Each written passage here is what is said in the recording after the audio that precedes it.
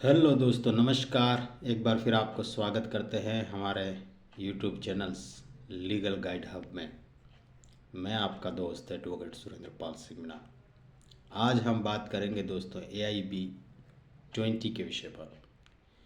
दोस्तों, आप में से काफ़ी साथियों ने AIB 20 का एग्ज़ाम अभी अभी दिया है, जो 30 नवंबर को कंडक्ट किया गया था।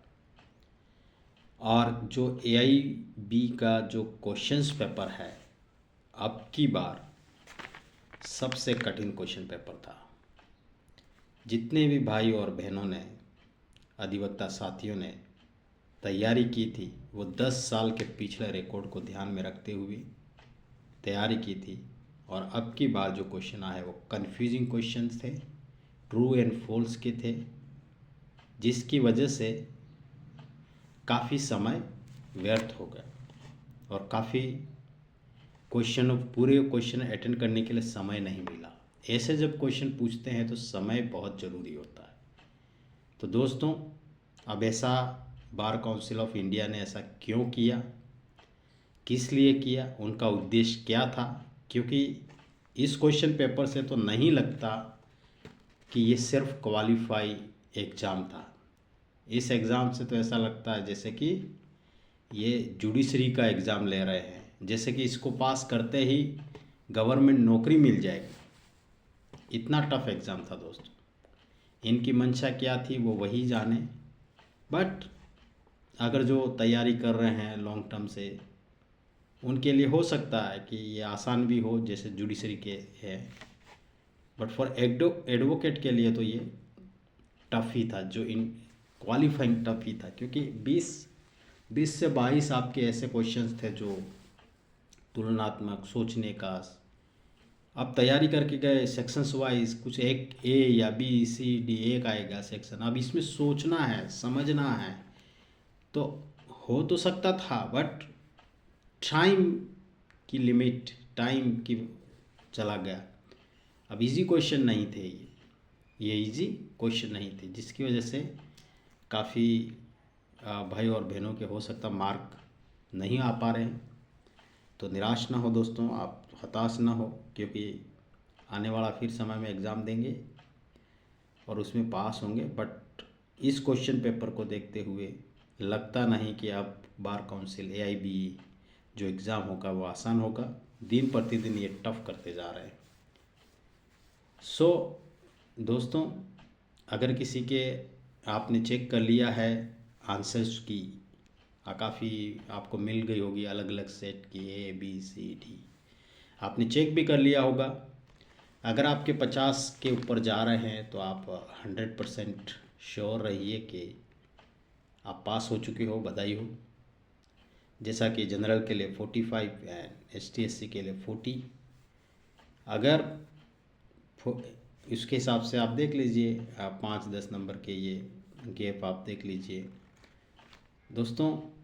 अगर ये है तो आप श्योर है। अगर आपको डाउट लगता है 80-90, तो दोस्तों, क्योंकि मशीन चेक करती है ये क्वेश्चन, तो छोटी मोटी कुछ गलती हुई तो वो क्या उस क्वेश्चन को गलत कर देगा। अगर आप बराबर 45 लेके चल रहे हो या 40 चल रहे हो, ठीक है, अगर कुछ गलती नहीं हुई तो आप भी पास हो। मगर उससे कम आते हैं दोस्तों तो फिर एक थोड़ा रिस्की मामला है, और फिर से अभी से तैयारी में लगना पड़ेगा, तो ही दोस्तों इसको क्लियर कर पाएंगे। काफ़ी बार होता है कि कैसे होगा क्लियर, कैसे नहीं होगा। तो ये टफ तो पूछते जा रहे हैं, इसमें कोई दो राय नहीं है। क्यों पूछते जा रहे हैं वो वही जाने। या फीस देखो कितना पैसा भरना पड़ता है, फी भरनी पड़ती है, प्लस टाइम खराब होता है, अलग अलग राज्य अलग अलग सेंटरों पर ट्रैवल करना पड़ता है। So it was very tough friends. So अब नेक्स्ट क्या हो सकता है?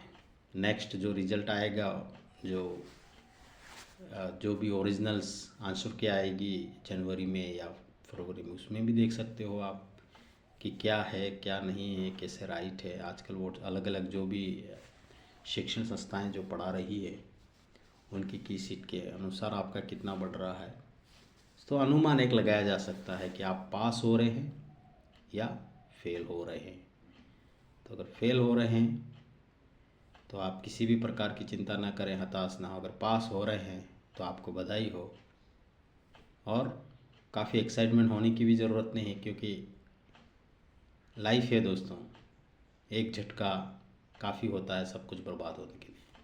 सो ये अपना एनालाइज था दोस्तों। इट वॉज टफ एग्ज़ाम्स, और काफ़ी 2-3 क्वेश्चंस ऐसे हैं जो वास्तविक डिलीट होना चाहिए। जो सीपीसी का एक क्वेश्चन था, वहाँ पे सेक्शंस रूल लिखना था, उसकी जगह सेक्शन, तो पूरे स्टूडेंट को कंफ्यूज कर दिया।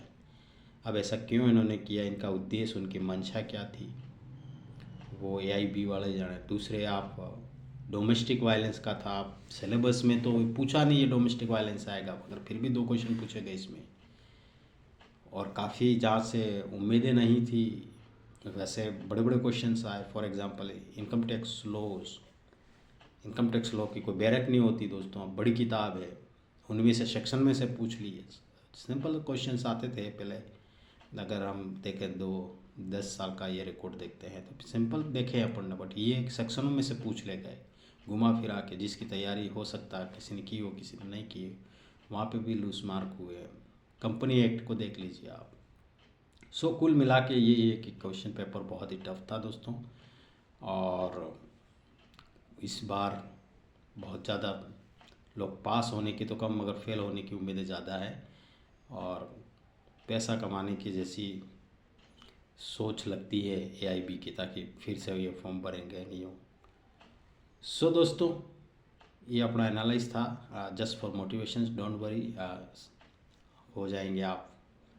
अगर आपने चेक किया नहीं हुआ तो भी एक होना है, कितनी बार फेल करेंगे, लिखते ही रहो देते ही रहो, कितनी बार फेल करेंगे। फेल करने की भी एक हद होती है, अब की बार नहीं तो फिर किस अगले बार, मगर जो तैयारी करेंगे वो और भी अच्छी होगी, क्योंकि नॉलेज और ज़्यादा गेन होगा। एडवोकेट लाइन में नॉलेज, जितना भी नॉलेज होगा उतना अच्छा है, परफॉर्मेंस के लिए अच्छा है, सेवा के जो क्लाइंट की सेवा के लिए अच्छा है। So knowledge is a power and knowledge is money.